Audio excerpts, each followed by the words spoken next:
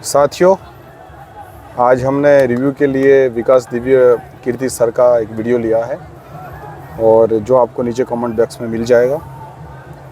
इसमें आप देख सकते हो कि विकास दिव्य कीर्ति सर जी एक बहुत ज़रूरी बात बोलते हैं, जो कि सिस्टम उस हिसाब से चले और लोग भी उस हिसाब से जिए। बहुत ही पॉजिटिव इन्होंने अपनी बात रखी है और खुल के बात रखी है कि उन्होंने अपनी जो कारकिर्दी है उसकी जो शुरुआत की थी, तब से उनके मन में कुछ चॉइसेस थी कि मैं ऐसा जीवन जीना चाहता हूँ। जैसे कि इन्होंने वीडियो में आपने देखा होगा, बता ही रखा है कि मैं स्टेज के ऊपर जाके अपने आप को व्यक्त करना चाहता था, मैं किसी विषय को गहराई से पढ़ना चाहता था और ज़्यादा गहराई से पढ़ के उसमें से कुछ निकालने की कोशिश कर सकूँ, इस प्रकार से करना चाहता था। ऐसी वो बात करते हैं अपनी। लेकिन हो गया ऐसा कि उनको उस प्रकार की जॉब मिली जिसमें उनकी ये वाली ज़रूरतें पूरी नहीं होती थी। मतलब क्योंकि वो पहले से ही काफ़ी टैलेंटेड है, तो स्वाभाविक रूप से उनको ऐसी ही जॉब मिली होगी, जो कि उन्होंने ऐसा करके जिक्र नहीं किया स्पेसिफिक, लेकिन इकोनॉमिकली अच्छी होगी वो जॉब, ऐसा लग रहा है।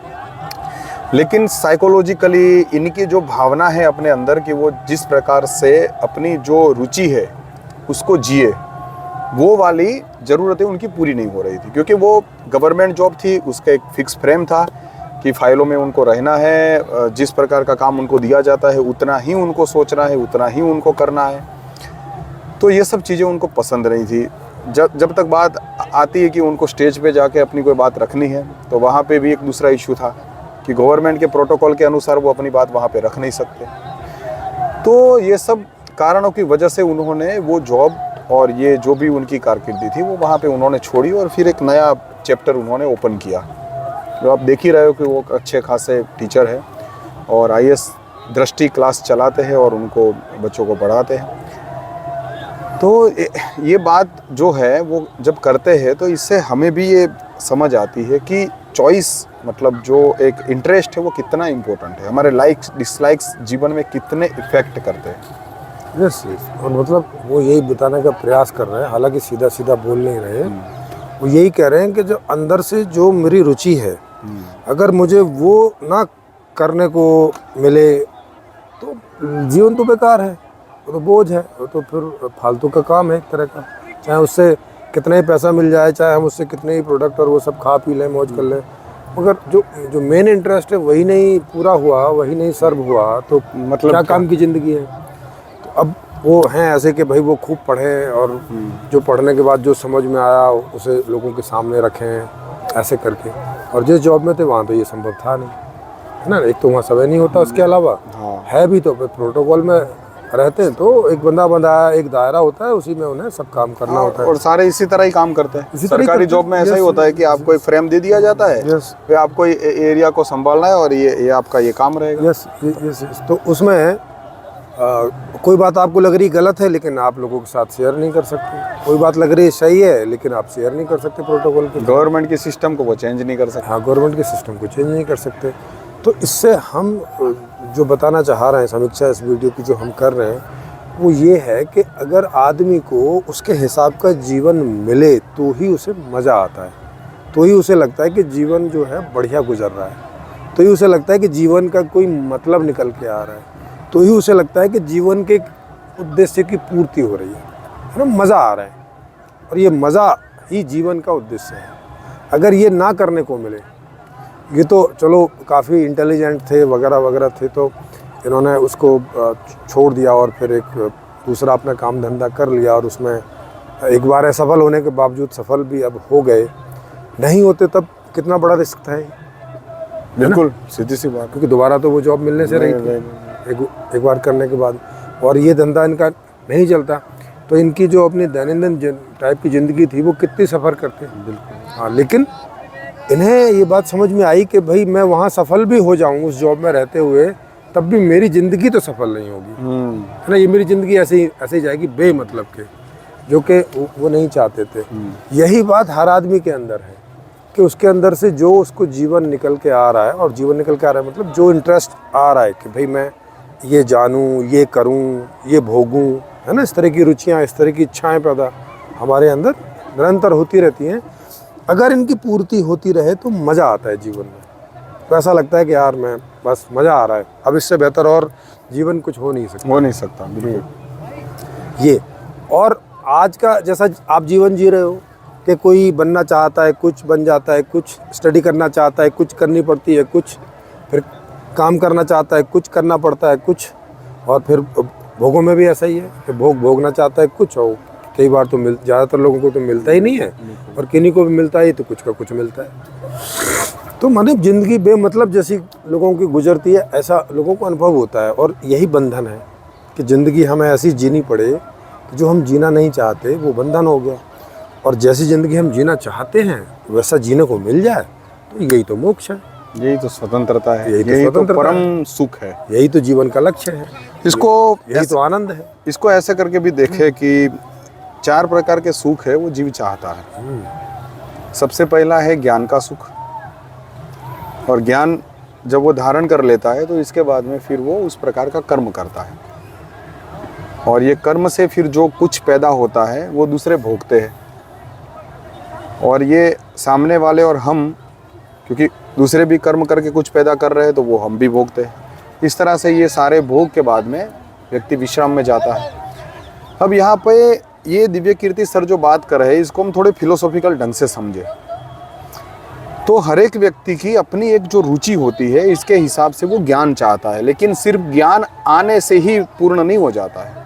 जैसे विकास दिव्य कीर्ति सर ने ये स्टेटमेंट है इनका कि भाई मैंने वो ज्ञान तो ले लिया, लेकिन जब मुझे व्यक्त करना था तो मुझे स्टेज नहीं मिल रहा था, क्योंकि सरकार उसमें अड़ंगे लगा रही है। उनका एक फ्रेम होता है, वो स्वाभाविक रूप से फ्रेम के हिसाब से ही चलना पड़ता है। तो वो जो व्यक्त करना है वो इनका कर्म है, और वो कर्म का भी अपना एक सुख है, वो सुख वो नहीं ले पा रहे थे।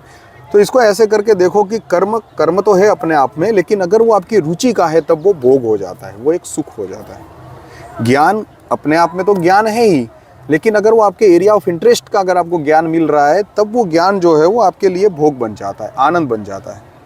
विकास दिव्य कीर्ति सर जो है वो इस प्रकार से जो है वो ज्ञान का तो आनंद इन्होंने ले लिया, वो तो सुख उन्होंने ले लिया, लेकिन जब व्यक्त करने की बात आई तो उनको वो वाला प्लेटफॉर्म नहीं मिला, दूसरा प्लेटफॉर्म मिल गया तो उन्होंने वो प्लेटफॉर्म छोड़ के भी नया प्लेटफॉर्म अपनाया।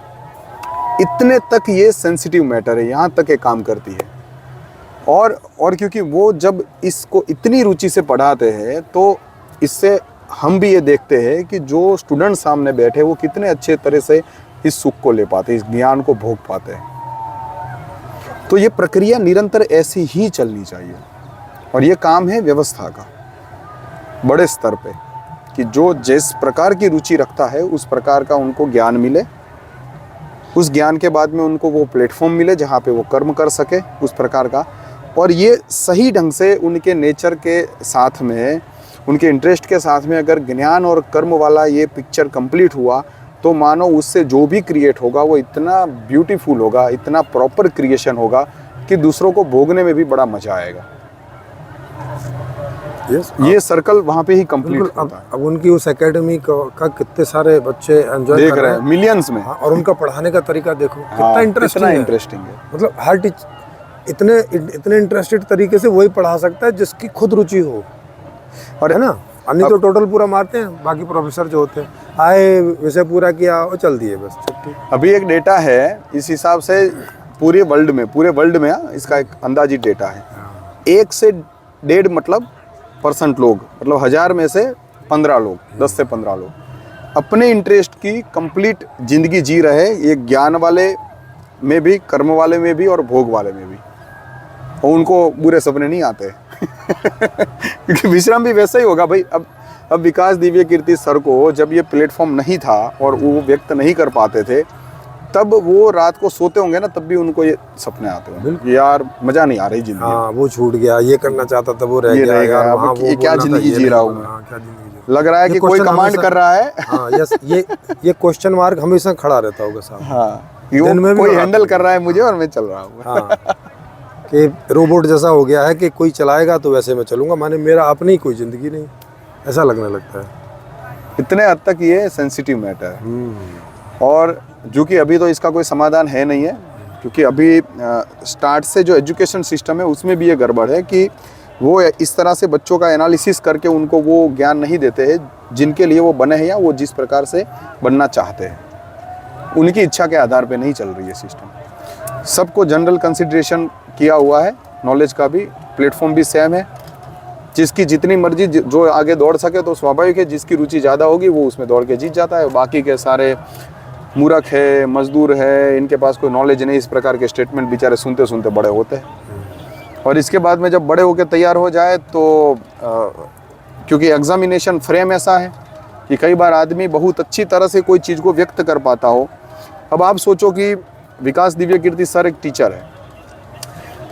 अब मानो कि 50 चैप्टर है सामने, एग्जामिनेशन में 50 चैप्टर में से सवाल पूछे हैं। एक बंदा ऐसा है कि जो 50 चैप्टर का अंदर से सारे सवालों के जवाब दे देता है, लेकिन वो व्यक्त करने में असमर्थ है, ठीक से व्यक्त नहीं कर पाता। मतलब वो खुद तो ज्ञानी है, लेकिन ज्ञान दूसरों को देना ये अलग प्रोसेस है, ये टीचिंग प्रोसेस अलग है, तो वो नहीं दे पाता है। और एक मानो कि विकास दिव्य कीर्ति सर की तरह व्यक्त करना चाहते हैं, उनकी रुचि भी है, मानो वो 25 चैप्टर ही समझ सकते हैं या 25 चैप्टर में उनकी रुचि है, और वो 25 चैप्टरों से ठीक ढंग से दूसरे चैप्टर्स को भी दूसरे लोगों के सामने रख सकते हैं वो चैप्टर्स। तो एक्चुअल में कौन इस स्टेज के ज़्यादा लायक है? स्वाभाविक रूप से जो 25 को पढ़ के 2500 को ठीक से एक्सप्रेस कर सके वो। लेकिन क्योंकि एग्जामिनेशन फ्रेम ऐसी है कि उसमें ये सारी चीज़ें नहीं देखी जाती है, तो वो तो आपकी थियोरेटिकल जो भी हुआ उसके अंदर से जो डेटा निकलेगा भाई वो 100 में से 100 लाएगा और ये 100 में से 50 लाएगा, तो ये हो जाएगा साइड में। और वो बंदा है वो पूरी ज़िंदगी अपनी सैलरी के चक्कर में जो नहीं एक्सप्रेस कर सकता वो भी एक्सप्रेस करके पढ़ाता रहेगा। इसलिए वो रुचिकर नहीं रहता फिर वो प्रक्रिया।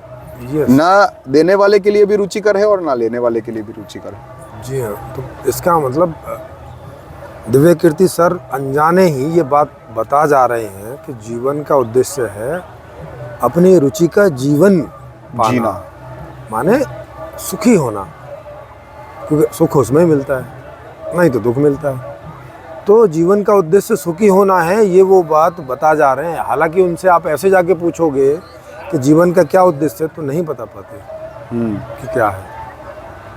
ऐसे सीधा सवाल करोगे, पर इनडायरेक्टली बता पा रहे हैं, और बता ही नहीं पा रहे, वैसे जीने का प्रयास भी कर रहे हैं, रिस्क लेते हुए भी।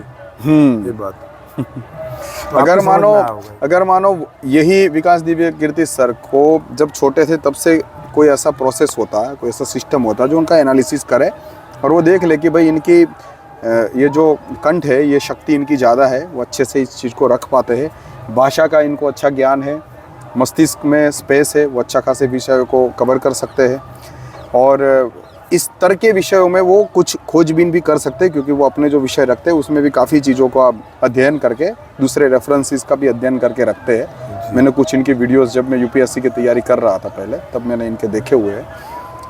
तो इस तरह से जो इन्होंने अपनी बातों को रखा है, इससे हम समझ सकते हैं कि अगर वो वाला सिस्टम होता और इनको एनालिसिस किया होता और उस तरह का ही प्लेटफॉर्म मिल जाता उनको स्टेप बाय स्टेप, तो बीच में ये जो इन्होंने टॉर्चर भोगा अनवांटेड, मतलब पूरी मेहनत लगाने के बावजूद भी, अच्छी नौकरी के बावजूद भी जो इन्होंने इंटरेस्ट वाला एरिया ऑफ वर्क नहीं है, इस वजह से जो उनको टेंशन आई, जो टॉर्चर हुआ, ये पैदा ही नहीं होता। और आज वो जिस स्थिति में है उससे भी बढ़िया स्थिति में आपको मिलते वो रुचि वाला ज्ञान हमें मिलता। तो आप समझ सकते हो कि ये कितना गहरा मैटर है, जबकि इसको फिलोसॉफिकली उन्होंने नहीं रखा है। ज़्यादातर लोग इसको नहीं समझते अभी भी। वो ऐसा समझते हैं कि भाई जैसा बच्चा होता है उसको जैसे ढालो ऐसे ढल जाता है। ऐसे नहीं होता है। जैसे एक बीज होता है कोई जामुन का, उसको आप जैसे ढालो ऐसे नहीं ढलता है। उसकी एक गति होती है, उसकी विकास करने की प्रक्रिया है, उसके जो हमें पोषण देना होता है, जो न्यूट्रिशंस देने होते हैं, खाद्य पानी, उसकी भी एक प्रक्रिया है लेने की। इसके बाद में उसको बढ़ने की, और बढ़ने तक बढ़ते बढ़ते कहाँ तक जाके रुकेगा, स्पेस की भी अपनी एक गति है। तो कंटेंट ऐसे जनरेट नहीं हो जाता किसी बच्चे में। बच्चे के पास अपनी एक स्पेस होती है, उसमें वो खुद समझना सीखना चाहता है, और ये पूरे समाज का दायित्व है कि वो उस बीज को, या मतलब ये बच्चे को जिस प्रकार से वो अपनी इच्छा आधारित जीवन जीना चाहता है उस तरह का उसको तैयार करे। क्योंकि वो तैयार होने के बाद में सर्विसेज जो देने वाला है वो इसी समाज को देने वाला है, वो सर्विस हमें ही मिलने वाली। तो ये बात है जो आप इसमें से समझ गए होंगे। और आप भी कोई लाइव चर्चा में शामिल होना चाहते हैं तो नंबर नीचे फ्लैश होता रहता है, उस पर आप बोलेंगे तो आप भी चर्चा में जिस रूप से भी शामिल होना चाहें आप बता सकते हैं। हमारे यहाँ ऑनलाइन चर्चाएं होती हैं तो उसमें आप शामिल हो सकते हैं। और इस प्रकार के वीडियो की अगर कोई क्लिप की या किसी की आप अच्छे से समीक्षा करवाना चाहते हो तो उसे आप भेज सकते हैं। नीचे हमारा नंबर फ्लैश हो रहा है, इसके ऊपर आप व्हाट्सअप कर सकते हो और नीचे लिख देना है कि इसकी समीक्षा कीजिएगा। जब भी वो नंबर आएगा उस क्लिप्स का हम बना के अपलोड कर लेंगे। जी धन्यवाद।